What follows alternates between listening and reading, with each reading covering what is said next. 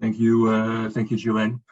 Yeah, as Jay said, of course, Corona was a setback, and we also see that. I think one of the projects that we have been running since late 2017 was seeing how we can improve primary healthcare in Africa. We specifically, or we, Amref and Philips, together with us, picked one county, Makueni in Kenya, to specifically see whether, let's say, the private management of a public primary healthcare mandate would lead to better health outcomes. We've talked about that one before, Joe, and especially looking at it also what we do today through the gender lens. And because there's a very large component of the offering is the focus on health outreach. So health demand, community health workers / volunteers. And what you see with the workers volunteers is that a substantial part is actually women. So there, I mean, Asher, maybe you'll talk about the female medical officers. There's a very specifically large focus on female staff. We did not have a focus on female staff, but of course, the female component is very substantial. So it was in the health outreach, and we also saw it in the, of course, the visitors to the clinic, because it's very primary healthcare is for a very large part is about maternal and child health. So there you also see, and the children usually don't come by themselves. So there we also saw that the female component, if you look at it through a gender lens, was absolutely key. So one of the things we did, we ran a pilot from 2018 to 2020 with 3 facilities covering 20,000 people to specifically look at if the county, together with the private consortium, will look at the quality of care, including, as said, the outreach, the health demand, but also health supply, i.e. improvements to the health facilities themselves, and health financing. So basically the 3: demand, supply, and financing under the, Almaty, what you referred to, Jay, before, universal health coverage, so the national hospital insurance fund that they have in Kenya. So at least there would be financial coverage for those seeking care as well, to see whether the outcomes would be better. We saw actually quite a substantial improvement. So the skill deliveries doubled, vaccination rates, number of visits, etc., certainly improved substantially. If you then look at the program, the only thing the program did at the end is enable in this case, the Ministry of Health in Makueni County, and then for part of the one sub-county, is to basically provide the care in accordance with their local standards. And that shows you what a gap there is between the local standards and the actual performance that you see for the clinics, the consumables, number of staff, etc., and the referral system. So that was very encouraging, and then based on that, we looked with the county to see how we could roll it out across the county as a whole. So there you go to about 220 clinics.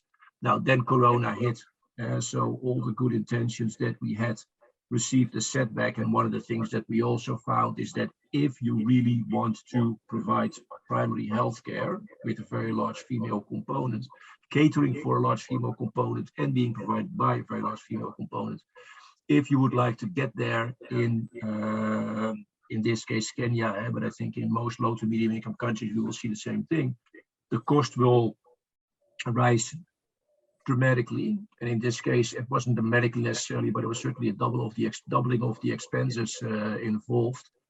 And in the devolved system in Kenya, the counties basically get a budget allocation every year, and that is it. So for the county, the step was just too large. So we got some viability gap funding in place, but that was not enough. And what we're seeking is specifically looking at the central government also in Nairobi, or potentially another location, to make sure that the government at least has a backstop, because their concern is now that, hey, because more people are enrolled in the health insurance system, there's more revenue in the system which goes to the county, they can pay the consortium. But the problem in the end is that the county was more skeptical about, or did not want to rely on those additional income as the only source of additional income, and was therefore hesitant to engage. So there was the fiscal limitations of the county were substantial, let's say it that way. So that's where we find ourselves now, as we have a very exciting insight into what it takes to get primary healthcare to the level where it should be. The opportunities it provides, of course, for certainly on maternal and child health, for the population in Kenya, in Makueni, in Kibwezi West. But then, of course, in the end, we talk about that as a proxy for a large number of countries in Africa and potentially beyond. So it was very exciting.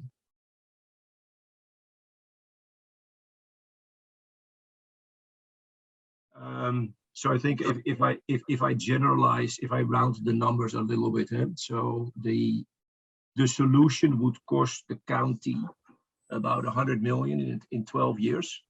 So that would be the payments under the concession.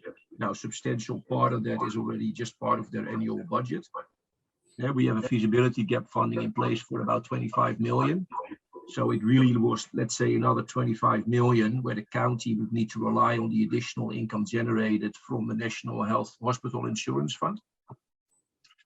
And for that 25, our take would be the county has to take the risk and basically needs to have a guarantee from someone that if the income from the insurance falls short, that they do not have to close schools or in any other way have to cut back on their ordinary expenses to make sure that they can continue to fund the obligations under the consortium.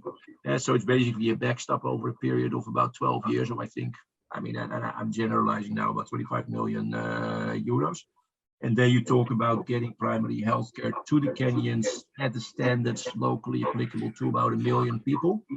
And I also have to say that for the first model, there's a lot of testing at scale that we first need to do.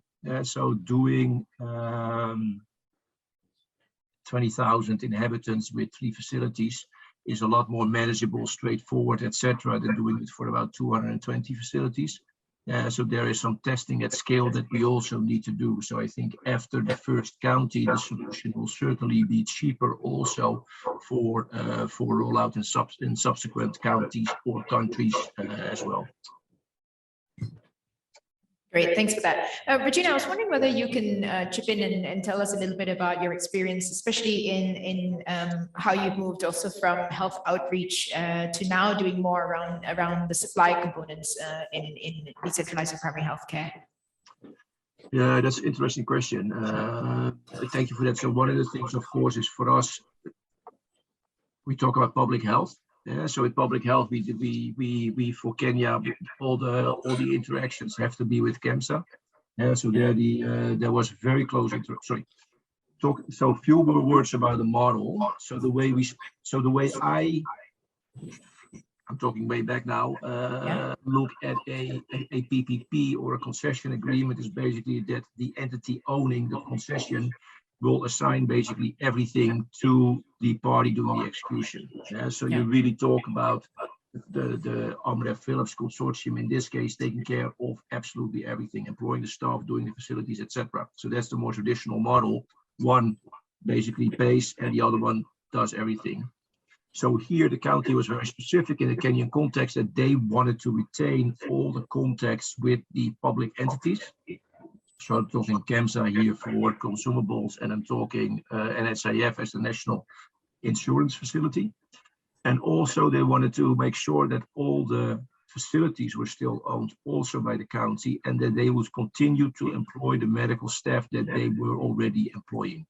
So if medical staff were added, it would also be employed by the county. If we put an administrative function inside over 5, 10, 15, however many clinics, that will be funded by the consortium. Cleaning will be funded by the consortium, etc. Maintenance, but so they didn't want to end up in a situation that the headlines would be that Makueni County is privatizing primary healthcare or is selling all their healthcare real estate or anything to that effect. So that's where it was somewhat of a hybrid model. So the county retained the relationship with KEMSA. So we have worked closely with KEMSA, and of course in the pilot, if you do a pilot in 3 facilities out of 220, it is always well stocked, to the detriment, of course, of the surrounding facilities, if need be, to make sure that you can run the pilots you want to run the pilots. But that's of course a pilot or a first rollout, what you would want to call it, situation. So most of the discussion have been had with KEMSA. We have some separate initiatives looking specifically that I'm involved in, specifically looking at the availability of medicine to the wider population, talking about accessibility, affordability, and and quality, but that was not as basically here. We did everything through the county and through CAMSA.